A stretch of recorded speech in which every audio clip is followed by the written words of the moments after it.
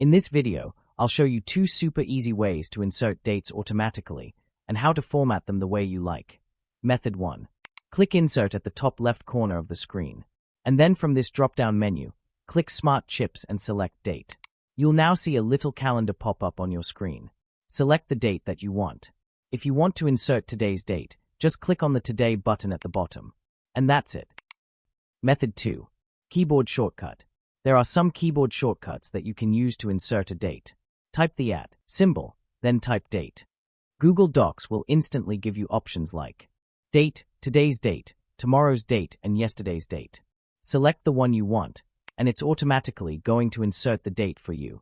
Now, if you don't like the way the date looks and you want to format it, click on the date you inserted and select this settings icon. You will see a drop-down menu with 4 different format styles. Just click on the one that you prefer.